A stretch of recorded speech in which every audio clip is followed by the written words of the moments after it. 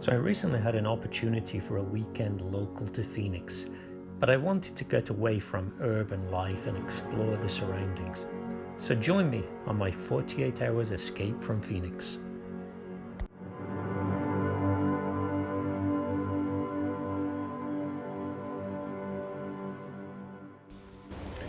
So Montezuma's castle. Well, this is the highlight of what you'll see, and you won't get any closer to this. It's restricted. So it's worth the break, but don't expect to really spend any more than 30-40 minutes here. And Montezuma as well. Again, it's worth taking a break to come and see this. It's only going to be 20 to 30 minutes in your overall schedule, but it's worth the visit.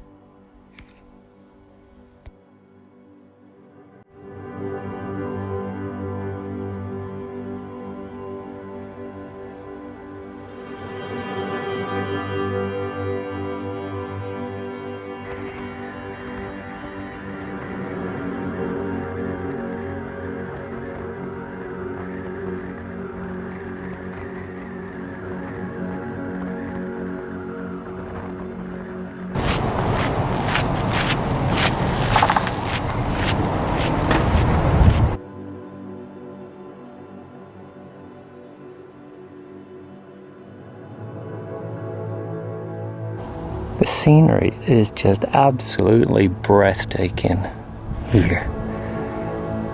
The size, the colours. You're walking along, you see photograph opportunities. Every 5 steps, you see leading lines, you see frames, you see photos where you want the background to be blurred to focus on the flowers, the cactus. It's just incredible here.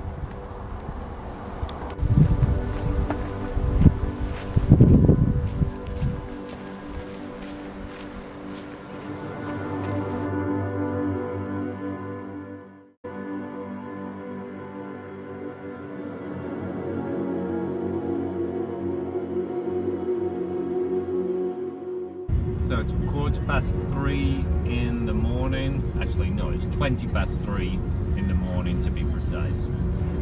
And the reason for such an early start is I'm planning to get to the Devil's Bridge hike and be there for sunrise. Now, I'm not at all convinced that this journey is going to be worthy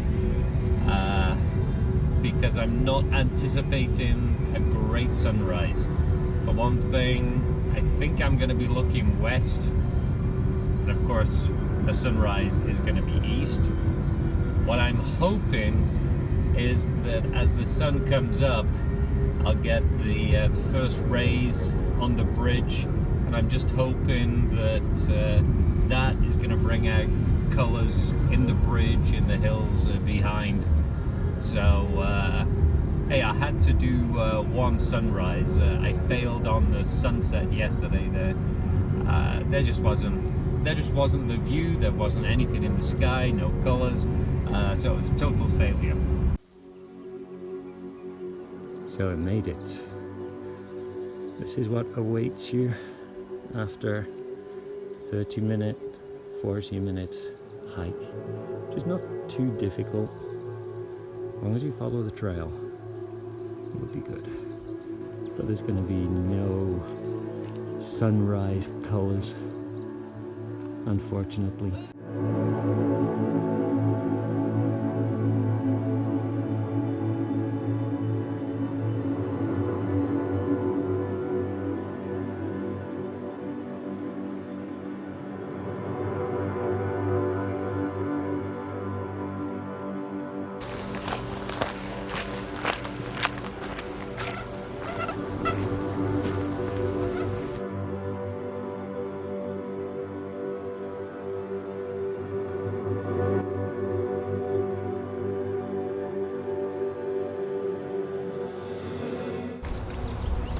So if you're coming to Sedona I highly recommend you take the airport loop.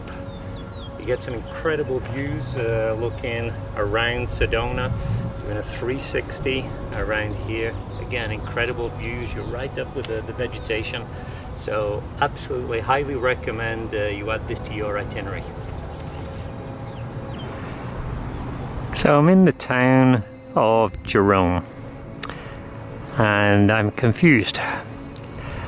I've been struggling to really understand how to describe Jerome. It's an historic town. That's what they're proud of saying. It's a town that is essentially arts, crafts and restaurants, and you will find museums. What I'm struggling with, is it a town that's looking to rebuild itself using the arts and crafts stores to gain income, to improve the town? Or is it a town that wants to keep many of the dilapidated buildings that you'll see in the town as part of its historic essence, who it is? That's what I don't understand, because there are so many buildings in the town which, I'm going to be blunt, they should do something with. They're remnants of the past, but yeah, it just looks dilapidated, and this is what I'm struggling with. I can't decide if they just want to keep this as, yeah, a sign of the past. What? It's certainly worthy of a visit. One of the things it isn't a second Sedona. And anybody from Jerome listening to this would be horrified that I would even suggest such a thing. But the similarity comes from, again, the arts, crafts, restaurants, which really is mostly Sedona. And this is what you're going to find as you walk through Jerome. But Sedona is modern, updated, and you find little of the past, whereas Jerome, no, you just find the past. So anybody watching, listening to this, I would appreciate their views and tell me, what is Jerome? And so ended my weekend away from Phoenix. Overall, I was very happy with my schedule. The highlights for me were clearly the breathtaking scenery around Sedona, and I wish I'd had the time to explore more. Montezuma's castle, the well, Jerome, I'd add them to the itinerary just to have a change of scenery. Anyway, I hope you enjoyed this and appreciate any feedback, and bye for now.